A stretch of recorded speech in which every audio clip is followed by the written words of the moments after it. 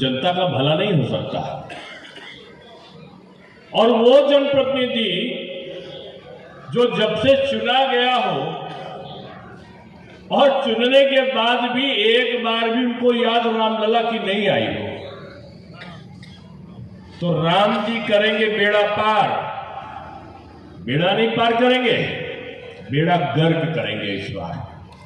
और बेड़ा गर्क इसलिए होगा कि विकास के नाम पर कोई नहीं, एक ही मंत्र है समाजवादी पार्टी के पास में, वो है कि केवल जातिवाद, अगले को पिछड़े से पिछड़े को अगले से इसको अलग अलग करो और राज्य करो। मैं आ रहा था, रास्ते में मुझे लगा कि थोड़ा पता नहीं अयोध्या में क्या हो, लगातार कार्यक्रम बहुत सारे हैं, तो अंगूर बिक रहा था। तो मैंने किसी से कहा कि एक गुच्छे में अंगूर था, एक खुला हुआ अंगूर था। उन्होंने कहा पता करो क्या रेट है। तो पता लगा जो अलग अलग अंगूर थे उनके दाम कम थे, उससे दुगना दाम था गुच्छे का। तो मैंने कहा ये ऐसा क्या, दोनों अंगूर है, ये अलग अलग वाला अंगूर जो है टूटा हुआ उसका दाम कम है और जो गुच्छे में है उसका दाम ज्यादा है। तो दुकानदार पढ़ा लिखा नहीं था, उसने कहा साहब एक रहोगे तो कीमत ज्यादा रहेगी, बटे बटे रहोगे तो आपकी कीमत घट जाएगी। इसलिए ये अगड़ा पिछड़ा जोचे दलित, ये निषाद, ये केवट, ये मौर्य, ये पंडित जी, ये ठाकुर साहब, ये वैश्य, ये लोधी, ये कुर्मी, अरे कोई नहीं, एक ही है, केवल सनातनी है। मिलकर रहेंगे, डट कर रहेंगे, खड़ा कर रहेंगे। और इस उत्तर प्रदेश को जो भगवान राम की जन्मस्थली है, जो कृष्ण की जन्मस्थली है, जो बाबा विश्वनाथ का गढ़ है, जो नैमिषारण्य, जो ऋषि मुनियों की तपस्थली है, जो अयोध्या रामलला का जन्म स्थान है, हम सब एक रहकर इसका विकास का काम करेंगे। इनके पास में एजेंडा कौन सा है पूछो, इनके पास में एजेंडा होगा फलाना संप्रदाय का इतना वोट, फलानी जात का इतना वोट, फलाने का इतना वोट, उनका वोट काटने के लिए फलाना प्रत्याशी इतना, और सब जोड़ घटाना करके केवल एक ही लक्ष्य कि किसी तरीके से सरकार में आ जाए। गाली देना हो तो योगी बाबा पूछो। कल एक नेता कह रहा था कि देखो समाजवादी पार्टी के मुखिया ने डुबकी लगा ली। हमने कहा उन्होंने नदी में डुबकी नहीं लगाई, मिल्कीपुर में उनके प्रत्याशी की जो नाव है वो डूबने वाली थी, इसलिए उन्होंने जाकर वहां पर डुबकी लगाई। क्यों? क्योंकि सनातन का जितना विरोध किया था, कुंभ का जितना विरोध किया था, जनता खड़ी हो गई थी और कहने लगी थी ये सनातन विरोधियों का अब कोई काम नहीं है, और लगा कि अब मिल्कीपुर में नाव डूबने वाली है, तो पहुंच के वहां पर उन्होंने डुबकी लगा ली। लेकिन डुबकी अंतर्मन से नहीं लगाई है। बाहर आकर जब कोई अव्यवस्था नहीं दिखी, उनको निर्मल जल दिखा, वो पिकनिक मनाते हुए, पक्षियों को उड़ाते हुए, और जब लौट कर आए और कोई भी कुछ गंदगी नहीं दिखी, कहीं कोई भीड़ में टकराहट नहीं दिखी, तो भी आकर वो कुछ न कुछ बातें भूल गए व्यवस्था को लेकर कि हमने तो 800 करोड़ खर्च किया था। अरे नेताजी, आपने 800 करोड़ इसलिए जान के खर्चा किया था कि सनातन वालों की कोई व्यवस्था ना होने पाए, और 800 में से भी जो 50% है वो कहां गया होगा भगवान जाने। और बाकी जो बचा था, किसी सनातनी की चिंता थी कि साधु संत का कोई अखाड़ा बनेगा, नदी साफ होगी। मॉरिशस का राष्ट्रपति आया थे और आने के बाद जब नहाने गए, गंदा पानी देखा, भाग गए। तो लोगों ने कहा आचमन कर लीजिए, ने तुम कहा नहीं मैं बीमार नहीं होना हूं, और बीच नदी में जाकर वापस चले गए। हिंदुस्तान की क्या शर्म आई होगी। आज कितने देशों के राष्ट्राध्यक्ष आ रहे हैं और धमाधम ईश्वर का नाम लेकर डुबकी लगा रहे हैं। और सपा के मुखिया भी, आदरणीय जो मुखिया है वो भी जाकर 11 डुबकी लगाए, और 11 बार में उनके पास में एक बार भी गंदगी नहीं है, शिकायत नहीं करी भी उन्होंने कि 11 बार में कहीं गंदगी दिखाई पड़े, इसकी शिकायत नहीं आई है। इसके मतलब आपके समय तो पानी गंदा था, तब आपने नहीं नहाया था 13 में, और अब जब नहाया, जब 19 में योगी बाबा आ गए, और जब योगी बाबा आ गए तो आपको 25 में भी स्नान का अवसर मिला, अच्छी तरीके से मिला है। मैं किसी पर आरोप नहीं लगा रहा हूं, लेकिन वो लोग कौन है जो कह रहे हैं कि अरे वहां पर तो ये व्यवस्था और हो जाती तो, और अरे भैया घर में 4 मेहमान आ जाए जो उनकी व्यवस्था नहीं कर पाते, वो लोग 40 करोड़ लोगों के आने पर टिप्पणी कर रहे हैं, अपने घर को ठीक नहीं कर पाते। उनका एक कार्यक्रम 1000 का सम्मेलन हो जाता है तो पता चला लूट मार हो जाती है, खाने को लेकर गोली चल जाती है, और यहां 40 करोड़ लोग जय राम सिया राम जय जय राम करते हुए निकलते हैं, दान भी देकर जाते हैं। क्या आप समझते हो? ये आरोप लगाते थे कि बीजेपी वाले केवल राम जी करते हैं, कृष्ण जी करते हैं, मथुरा जी करते हैं, ये काशी विश्वनाथ करते हैं, ये विंध्यवासिनी माता करते हैं, और कुछ नहीं करते। अरे भाई, पेट में दर्द है, पता है? कुंभ की आलोचना ये कांग्रेस के भैया बहनी और यूपी के लड़के ये इसलिए कर रहे हैं। ये यूपी के लड़के, एक विज्ञापन आता था सपा और कांग्रेस का, इसमें 2 लड़के खड़े होते थे, कहते यूपी के 2 लड़के। अभी एक जने तो नहा लिए, अब दूसरे जने, आजकल मुकाबला उनका बीजेपी से नहीं है, कौन दोनों में एक दूसरे को वोट काट ले, इसका मुकाबला हो रहा है। और वो अब एक जने नहा कर आए हैं, दूसरी जने भी नहाने का इंतजार कर रहे हैं, और आएंगे क्योंकि वोट वो नहाने भक्ति के लिए नहीं आएंगे, वोट के लिए आएंगे। लेकिन उनसे कहूंगा जाकर देखो, आपने तो वाराणसी में भी जाकर स्टीमर पर और जाकर नाव पर आपने यात्रा करी थी, आपको कोई गंदगी दिखी थी क्या? कुंभ चले जाओ, एक कागज गिरेगा, 1 मिनट में उठकर चला आएगा। ये बदला हुआ भारत है क्या? दूसरे के राज्य में होता था ऐसा? इनको कोई कमी नहीं मिली तो पेट में दर्द क्यों है? इसका जवाब आप लोगों के पास में है।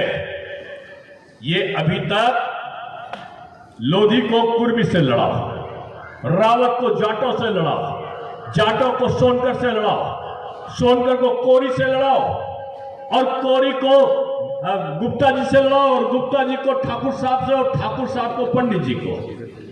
ये काम करते थे। लेकिन अब कुंभ में क्या है? जब कुंभ में गए तो आसपास पूछा क्या नाम है, तो कहा निषाद, रामभुवन निषाद। दूसरे दिखाई पड़े, आपका क्या नाम है? दूसरा उनका साथी बोला मेरा राम अवतार मिश्रा।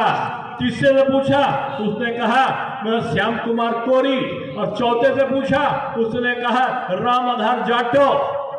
उन्होंने कहा सारे लोग साथ में ना रहे हो? यही कुंभ है, सब मिल गए, जाति नहीं बनी, कोई जाति नहीं पूछता, कोई धर्म नहीं पूछता, सब मिलकर त्योहार मनाते, यही भाजपा है। ये अलग अलग काटो डांटो बांटो छाटो की संस्कृति वाले नहीं है, ये मिलाकर चलने वाले और शक्ति को बनाने वाले हैं। अयोध्या का जितना विकास हुआ था, किसी ने सोचा था क्या? आपके दादा बाबा भी बहुत सारे लोग जीवित होंगे, परिंदा पर नहीं मारेगा गोली। और यहां ये सरयू की नदी लाल यहां के कारसेवकों से हुई थी, ये भूले नहीं होंगे। लेकिन आज जो लोग आ रहे हैं, एक ही परिवार को कहा आदरणीय नेताजी, आदरणीय अखिलेश जी, आदरणीय शिवपाल जी, आदरणीय पता नहीं धर्मेंद्र जी और डिम्पल जी, और कौन कौन से तेज प्रताप जी, और पता नहीं। अब तो वहां पर एक कहावत हो गया कि सैफई में जब कोई बच्चा किलकिलारी लेता है, रोता है, तो लड़का हुआ तो कहेंगे प्रमुख जी आ गए, लड़की हुई तो कहेंगे ये प्रधान जी आ गई। एक ही परिवार का विधायक भी होगा, एक ही परिवार का मंत्री भी होगा, एक ही परिवार का सांसद भी होगा, और ये परिवारवाद उठकर चला आया है अयोध्या में। पिताजी सांसद होंगे तो दूसरा कोई कार्यकर्ता पार्टी में नहीं होगा, बेटा ही विधायक के लिए चुनाव लड़ेगा। अरे परिवारवादी लोगों, अयोध्या खड़ा हो गया है। ये अयोध्या जातिवाद से ऊपर उठकर खड़ा है, और अब की आपको जवाब देने के लिए खड़ा है। कि अब ये पिता पुत्र का जोड़ी नहीं चलेगा, अब तो जो जनता का पुत्र होगा उसी का काम चलेगा।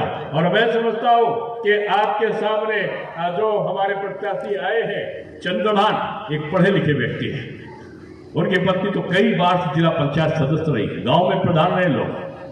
और मैं समझता हूं कि एक सच्चा जनसेवक तो वही है जो आपकी बातों को समन्वय के साथ उठा सके। अगर कोई काम कराना होगा किसके पास जाएंगे? विधायक जी, सांसद जी से पूछो किसके पास जाओगे, तो उनका एक ही जवाब होगा मुख्यमंत्री के पास में। और दूसरा पूछो मुख्यमंत्री के पास जाओगे, कभी नहीं जाऊंगा। यानी तुम कभी नहीं जाओगे और कभी काम नहीं होगा, इसलिए तुम घर बैठो। विधायक ऐसा होगा जो आपके काम के लिए मुख्यमंत्री जी को भी जाकर आपका संदेश देगा और जरूरत पड़ी तो डंके की चोट पर प्रधानमंत्री के पास भी जाने में हिचक नहीं करेगा। यही अंतर है दोनों में। लोग पूछते हैं कि चुनाव में वो क्यों नहीं जीतने चाहिए, तो मैंने कहा इसलिए नहीं जीतने चाहिए, वो कसम खा चुके हैं कि ना वो मुख्यमंत्री के दरवाजे पर जाएंगे, ना मंत्री के दरवाजे पे जाएंगे, ना प्रधानमंत्री के दरवाजे पे जाएंगे, घर ही बैठेंगे। वो अपने बेटे के दरवाजे में जाएंगे, बेटा उनके दरवाजे पे जाएगा, वो बेटे के दरवाजे पे जाएंगे, वो उनके दरवाजे पे जाएगा, और बाप बेटा मिलकर पूरा लूटो खाओ पियो और अपने घर को बनाओ, यही कार्यक्रम करते रहेंगे। इसलिए मैं आपको कहना चाहता हूं कि डबल इंजन की सरकार बीजेपी की है, अभी बहुत दिन तक चलने वाली है, सालों साल चलने वाली है। मिल्कीपुर इतिहास रच दो इस बार। आपने हमारे रामचंद्र यादव को जिताया था, ये रामचंद्र यादव की भी इज्जत का सवाल है। और ये कहे प्रत्याशी यहां पर भी लोग त्यागी जी खड़े थे, कहां गए त्यागी जी? देख लीजिए, ऐसा ही दूसरी पार्टी में मिलेगा कोई? टिकट भी मांगने जा रहे हो और जब नहीं हुआ तो दूसरे जिताने के लिए लग जाओ। यही बीजेपी है, चाहे वो विपिन रावत हो, चाहे वो गोरख हमारे बाबा हो, चाहे जितने और अभी प्रत्याशी हमारे आए थे, चंद्र केतु, ये तो चंद्र केतु है, ये केतु और राहु जितने और हैं उनको समाप्त करने के लिए आए। तो यही बीजेपी है। और आपको बताओ कि ये जो अलग अलग दलों वाले लोग आए हैं, यहां पर पूछो तो ये आपस में मिलते हैं और मिलकर अलग क्यों होते हैं? इनसे कभी पूछा आपने कि हर बार ये हाथ उठाते और बाद में एक दूसरे को गाली देते हैं? दिल्ली का चुनाव हो रहा है, अरविंद केजरीवाल के साथ में पहले राहुल गांधी बाय बाय टाटा करते थे, अब उनको कह रहे सबसे ज्यादा भ्रष्ट है। तुमको पता था सबसे ज्यादा भ्रष्ट है, फिर साथ में क्यों दिया था? अरविंद केजरीवाल से किसी ने पूछा, उनका कांग्रेस सबसे ज्यादा भ्रष्ट है, इससे भ्रष्ट कोई ज्यादा हो ही नहीं सकता। केजरीवाल तुमको पता था ये भ्रष्ट है तो इनके साथ क्यों चले गए? कहते अब मेरे साथ में अखिलेश जी है। अखिलेश जी आप भी इनको गाली देते थे और केजरीवाल भी आपको गाली देते थे, आपके पिताजी के बारे में उल्टा सीधा बोलते थे। आज आपके कैसे हो गए? केजरीवाल विकास कर रहा है। कौन सा विकास कर रहा है? बच्चों की कसम खा रहा है। बच्चों की कसम पहले आए, अगर इस जमुना में हमने डुबकी न लगाई और साफ पानी न दिया तो बच्चों की कसम। अब के लोगों ने पूछा आपने तो डुबकी नहीं लगाई। योगी बाबा अपने मंत्रिमंडल को ले जाकर और समाजवादी पार्टी के जो मुखिया हैं वो जाकर वो तो 11 डुबकी लगाकर चले आए। आपकी हिम्मत हो केजरीवाल तो अपने मंत्रिमंडल के साथियों को लेकर आप भी जमुना जी में 2 ही डुबकी लगाकर दिखा दो तो कोई बात नहीं। इसलिए कि वहां शराब का घोटाला हुआ है, उसकी साथ देने के लिए हमारे समाजवादी पार्टी के नेता इसलिए पहुंच गए कि घोटालों के सरताज एक ही भ्रष्टाचार का जो एजेंडा है कॉमन है। मैं यही कहना चाहता हूं कि आज योगी बाबा के परिवार में कोई नहीं है, आप ही उनका परिवार हो। सन्यासी का परिवार समाज और जनता होती है और वो सनातनी आपके लिए लड़ाई लड़ रहे हैं। मोदी जी का अपना कोई, भले उनके रिश्तेदार बहुत सारे हो, उनका एजेंडा अपना परिवार नहीं है। वो अवधेश प्रसाद जी की तरीके से बेटे जी को लड़ाने के लिए नहीं आएंगे। वो आदरणीय नेताजी की तरीके से अखिलेश जी को मुख्यमंत्री बनाने नहीं आएंगे। मोदी जी अगर बनाने आएंगे तो किसी कार्यकर्ता को, किसी जनता के व्यक्ति को बनाने के लिए आएंगे। इसलिए मैं आपसे कहना चाहता हूं, बहुत चर्चा हुई है अयोध्या की। इन विपक्षियों ने कूद कूद कर राम जी को चुनौती दी है कि देखो हम तो राम जी के उसमें जीत आए, राम जी का विरोध करके जीत आए। जवाब दे दो, ऐसा जवाब दो कि मिल्कीपुर से उनकी जमानत जब्त हो जाए।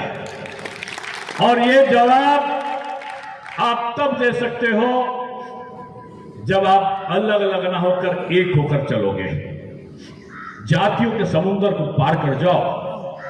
आप बुद्धिजीवी लोग यहां पर आए हो, शिक्षक हैं तमाम, और आप जानते हो कि जब मैं शिक्षा मंत्री था तो मैंने जितने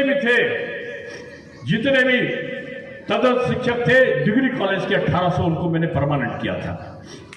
और जो बचे हुए माध्यमिक के थे उनकी पत्रावली मैंने चला दी थी। सुशील जी मेरे यहाँ मौजूद हो, खड़े होकर बताना अगर एक भी चीज में झूठ बोल रहा हूं। हमारी सरकार ने इनको नियमित करने के लिए जो 1,500-2 हजार लोग थे माध्यमिक के, उनको भी पत्रावली चला दी थी। उसी समय एक दुर्भाग्यपूर्ण निर्णय हुआ और उस निर्णय के ये लोग चले गए कोर्ट में, और कोर्ट का निर्णय पक्ष में नहीं हुआ। सरकार दोषी नहीं थी, समय समय पर उसके बाद भी सहायता करने की कोशिश की और भविष्य में भी करेंगे, चाहे हमारे वित्तविहीन शिक्षक हो और चाहे हमारे तदर्थ शिक्षक हो। ये शिक्षक हमारी प्राथमिकता है और शिक्षक के साथ अन्याय ना हो, इसके लिए मैंने ये जानते हैं कि मैंने व्यक्तिगत रूप में इनके साथ में जाकर, इन सारे शिक्षकों के साथ में जाकर जो भी समस्याएं थी हमेशा हल करने की कोशिश की है। चुनाव के दौरान कोई वादा नहीं किया जा सकता, लेकिन एक वादा जरूर है कि आपको कभी हमसे निराशा नहीं मिलेगी। और आपको मैं ये कह के जाना चाहता हूं कि मेरे पहरेदारों, मेरे चौकीदारों, मिल्कीपुर के चौकीदारों, तुमको पहरा देना है। इस लोकतंत्र को मजबूत करने के लिए लोकतंत्र का हरण करने वाले लोग, चीर हरण करने वाले लोगों को ऊपर तुमको पहरा देना है। ये सपा, बसपा, माकपा, भाकपा, लूट खा, बेच का, ये जितना पार्टी है, ये देश को चौपट करने के लिए लगे हैं। एक हिंडनबर्ग हुआ करता था, वो आकर यहां के उद्योगपतियों के खिलाफ षड्यंत्र करता था कि भारत के उद्योगपति बड़े ना हो जाए।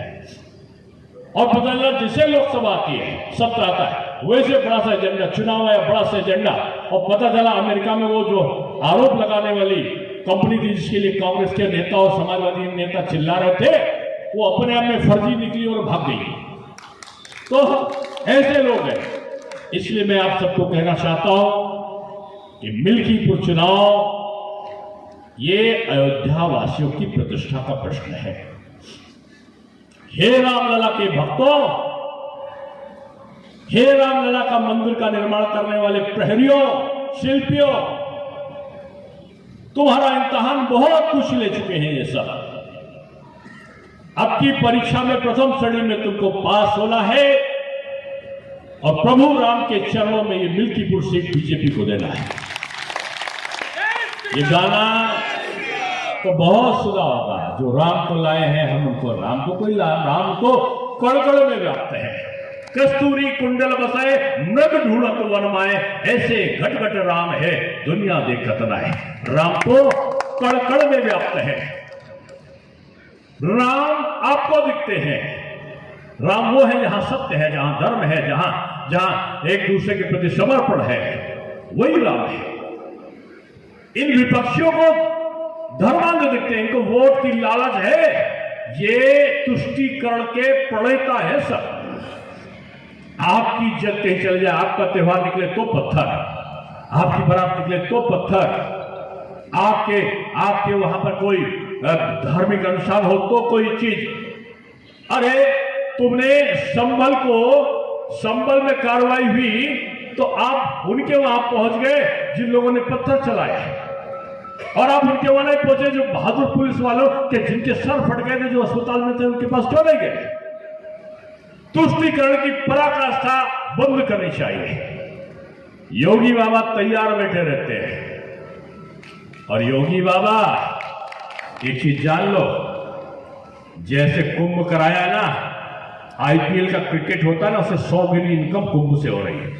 लोग जाके दान भी करते हैं, वहां पर परमानेंट निर्माण भी हुआ, इंफ्रास्ट्रक्चर भी बना, रेल से आए तो आमदनी, जहाज से आए तो आमदनी, बस से आए तो आमदनी, टैक्सी से आए तो आमदनी, होटल में ठहरे तो आमदनी, प्रसाद चढ़ाया तो हलवाई को आमदनी, खाना खाया तो पंसारी को आमदनी, कैटरर्स को हलवाई को आमदनी, वहां रह के कपड़ा धुलवाए तो हमारे धोबी को आमदनी, जो कुछ आए, कहीं माली को आमदनी, कहीं किसी को, समाज के सारे व्यक्तियों को आमदनी।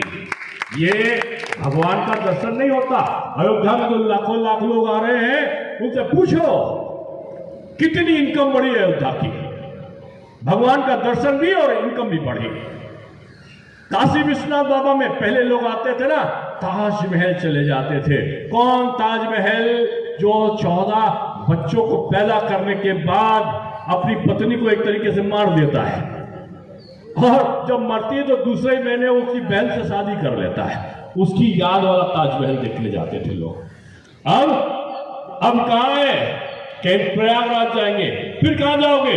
फिर अयोध्या जाएंगे, फिर कहां जाओगे? चित्रकूट जाएंगे, फिर कहां जाओगे? बाबा विश्वनाथ जाएंगे, फिर कहां जाओगे? विंध्याचल जाएंगे, फिर कहां जाओगे? नैमिषारण जाएंगे। बदल गया ना, धार्मिक पर्यटन भी, आस्था भी और पैसे का प्रबंधन भी। योगी बाबा, आप बुलडोजर बाबा नहीं हो, आप अर्थ प्रबंधन बाबा बन गए हो। एक धर्म का प्रचार भी और पैसे का आगत भी। इसे पूछो, पहली रीजनल ट्रेन दिल्ली से मेरठ चली है, हिंदुस्तानी पहली ट्रेन। उनसे पूछो वंदे मातरम ट्रेन कहां से आ गई? कहते कुंभ में कहां से लोग आ गए? अरे आपके समय न रेल चली थी, न आपके समय बसों का इंतजाम हुआ था।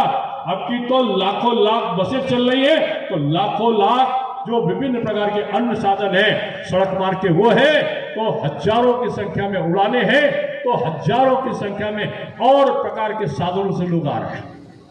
यही बदलाव है। इस बदलाव को करो, मिल्कीपुर का इतिहास रचो, और आप सबका वंदन करने के लिए मैं आया हूं। पहरी बन जाओ, मत चिंता करो कि कोई नेता आपके पास आएगा कहेगा वोट करा दो। ये यज्ञ है, 5 तारीख है ना, 5 तारीख को एक चुनावी यज्ञ है। और घर में यज्ञ क्यों करते हो? घर में शुद्धिकरण के लिए करते हो। जब आप उठाते हो और पंडित जी बोलते हैं ओम नमो नमाय स्वाहा, तो आप लोग क्या कहते हो? स्वाहा स्वाहा। और पता चला जो आसुरी प्रवृत्तियां होती हैं घर की, वो चली जाती, नकारात्मक शक्ति चली जाती है, और पवित्र जो सकारात्मक शक्ति है वो आ जाती है। 5 तारीख को यज्ञ है।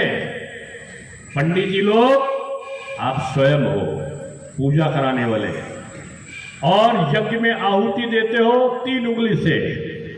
इस चुनावी यज्ञ में आहुति दोगे 1 उंगली से, और वो उंगली कमल के निशान पर जैसे ही दबेगी तैसे ही होगा ओम नमो नमाय सपाय।